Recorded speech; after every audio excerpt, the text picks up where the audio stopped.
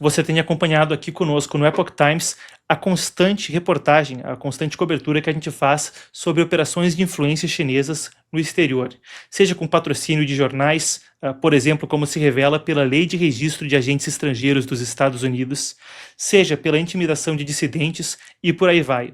Agora, um relatório da OpenAI, a empresa responsável pelo ChatGPT, dá mais um fio do novelo para a gente puxar e entender o alcance, a abrangência das operações de influência perpetradas contra dissidentes em favor de seus interesses pelo Partido Comunista da China. Daniel, coloca aqui na tela, vamos desdobrar isso então. A escala e o alcance, eu leio com vocês do relatório então da OpenAI, vamos lá, aí está o sumário executivo. Isso é o que se fala a respeito nesse relatório divulgado recentemente, de ontem para hoje, das operações de influência chinesas a partir de análise de padrões de uso do ChatGPT. Aspas, a escala e o alcance das operações de influência secretas da China. Banimos uma conta do ChatGPT vinculada a um indivíduo associado à aplicação da lei chinesa, às forças de segurança da China. A atividade desse usuário revelou uma estratégia bem financiada e meticulosamente orquestrada para operações de influência secretas contra adversários, dentro e fora do país, chamada Operações Especiais Cibernéticas. Como parte dessa estratégia, tentaram usar o nosso modelo, a OpenAI falando, estamos com aspas então para o modelo criador do ChatGPT. Tentaram usar nosso modelo para planejar uma operação de influência secreta contra a primeira-ministra do Japão, mas o nosso modelo, o ChatGPT, recusou. Também usaram o ChatGPT para editar relatórios periódicos, de quando em quando, sobre a condução de operações cibernéticas especiais de forma mais ampla.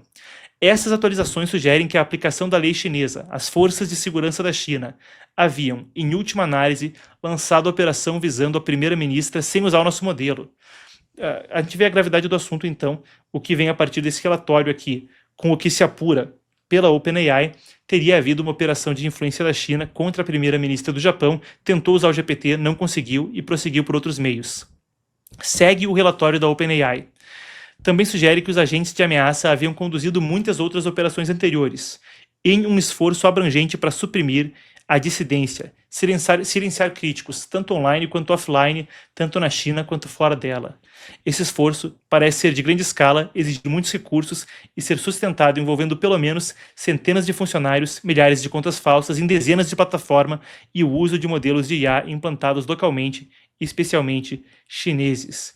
Aí a OpenAI segue falando que usou uma série de táticas, denúncia abusiva de contas nas redes sociais de dissidentes, ir lá e ficar denunciando um dissidente chinês no exterior, postagens em massa online, falsificação de documentos e ficar fingindo ser uma autoridade americana para intimidar críticos do regime.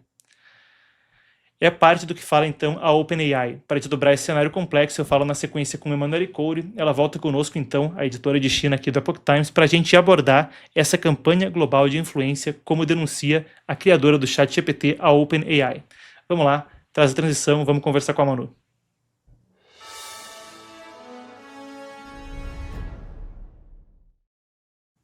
Uma ótima tarde, então, Manu. A gente está aqui do lado com o sumário executivo. Eu estava lendo para o público do que fala dessa operação de influência que a OpenAI delata por parte do regime chinês.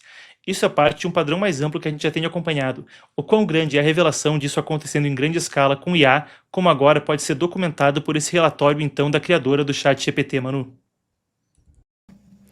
Bom, Marcos, boa tarde. Muito obrigada por me receber. Boa tarde também para a nossa audiência.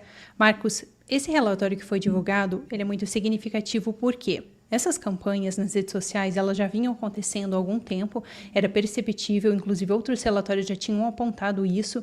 No entanto, agora a gente ter uma empresa grande como a OpenAI apontando que isso estaria acontecendo e na escala em que isso está acontecendo, isso é muito importante para que haja uma conscientização maior do público.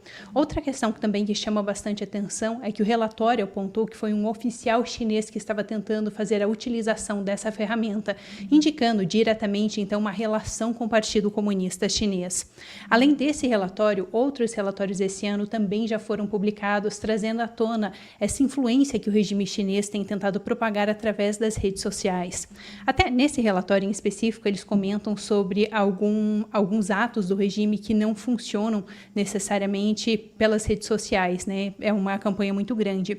Mas esses outros relatórios que vieram à tona, esses sim, são especificamente das redes sociais. Um deles, que foi publicado publicado, inclusive, poucos dias atrás, é o do Foundation for Defense of Democracies. O que eles falaram neste relatório é basicamente que antes das eleições que nós tivemos ali no Japão no ano passado, que elegeu Sanai Takaichi, o regime chinês teria orquestrado uma campanha nas redes sociais para tentar influenciar as eleições ali no Japão, basicamente fazendo várias críticas contra Sanai Takaichi. Por exemplo, em algumas postagens eles acusavam Sanai Takaichi de ter uma postura muito militarística. Além disso, eles começaram a fazer algumas publicações acusando ela de corrupção. Claro, foram acusações infundadas, mas a ideia era realmente instigar a população para que eles não votassem em Sanai Takaichi, isso de acordo com este relatório. E, além disso, nós tivemos um outro relatório que foi publicado em janeiro desse ano, também trazendo alguns outros detalhes sobre o regime chinês estar meio que plagiando páginas de importantes jornais, como, por exemplo, o Wall Street Journal, o The New York Times, para tentar difamar algumas minorias perseguidas. Entre esses grupos, a gente teria os praticantes de Falun Gong, que é uma disciplina espiritual chinesa perseguida pelo regime chinês desde 1999. E por que eu trouxe esses exemplos? Só para a gente entender que agora cada vez mais relatórios estão surgindo mostrando essa atuação do regime chinês nas redes sociais.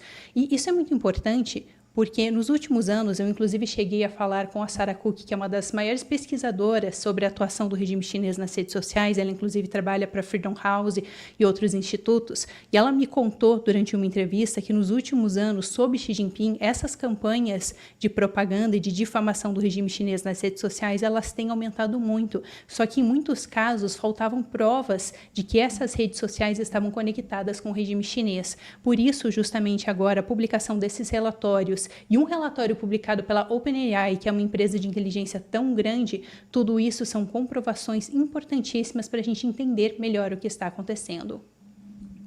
Aí eu pego o gancho do que você estava falando agora, então, Manu, porque nesses dias a gente tem visto uma enxurrada de relatórios que também vão nessa direção. Então, por exemplo, a questão de repressão, por exemplo, até a questão artística, perseguição ao Chinese Performing Arts e outros grupos que estão buscando relatar como era a cultura chinesa sem associação ao Partido Comunista da China.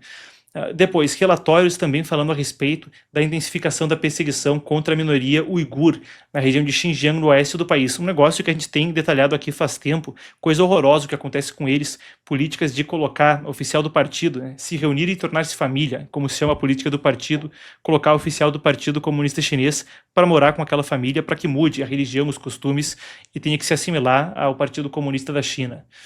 E por aí vai. Isso também traz, de certa forma, luz a esses outros relatórios pipocando. Agora em janeiro e fevereiro foi uma enxurrada deles, detalhando também a respeito de perseguição a dissidentes dentro e fora da China. Traz para a gente um panorama, o que a gente está aprendendo a partir dessa enxurrada de relatórios recentes que, de certa forma, são complementados por esse, que dá o modus operandi, a questão da IA sendo utilizada em tudo isso. Marcos, então, é bem interessante porque justamente pela China ser um país que acaba censurando muitas das informações que saem do país, a gente não compreende muito bem o que está acontecendo ali dentro e a gente fica muito dependente desses relatórios, dessas pessoas que fazem, empresas que fazem essas investigações mais a fundo. Só que é interessante essa questão até mesmo da utilização da IA, porque a gente viu então agora sendo exposto nesse relatório da OpenAI como um agente do regime chinês estaria tentando utilizar a IA para elaborar uma campanha de difamação e perseguição. Só que ali dentro mesmo do país, eles já têm utilizado a IA nos últimos tempos, até mesmo, por exemplo, para reconhecer os dissidentes que são perseguidos, para elaborar sistemas para que haja um fichamento desses dissidentes, para que então o regime possa ir lá e conferir se esse dissidente, pode ser dissidente ou alguma minoria étnica ou algum grupo minoritário perseguido religioso, mas basicamente para conferir se essas pessoas estão seguindo as ordens estritas do Partido Comunista Chinês.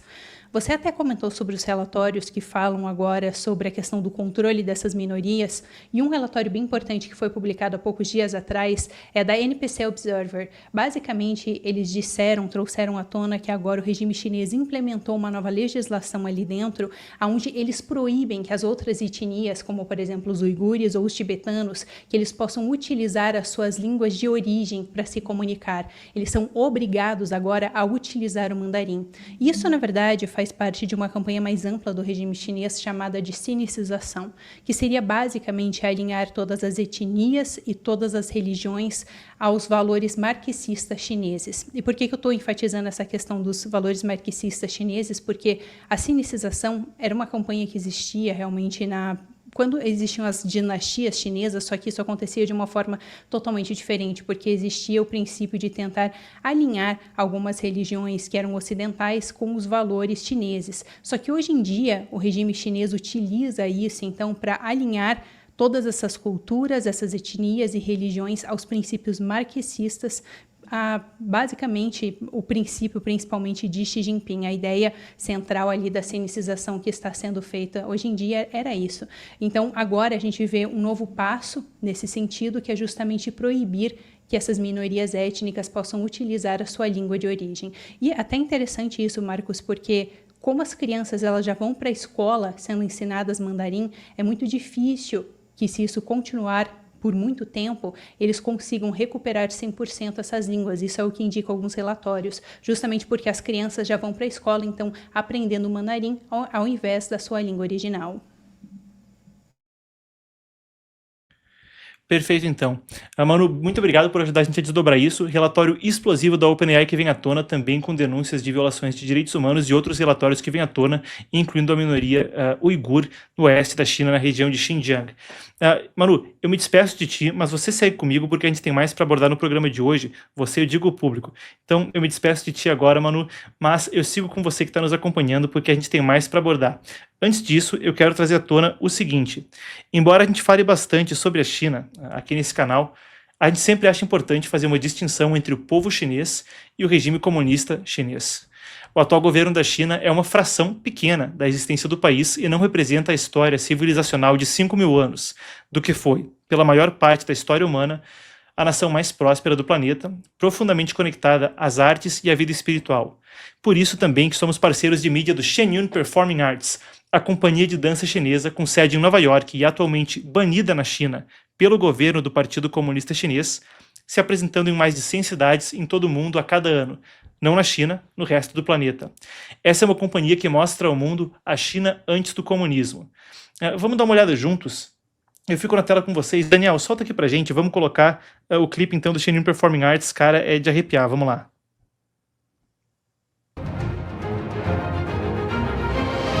Um espetáculo que realmente importa para cada um de nós. Isso é o que você estava esperando.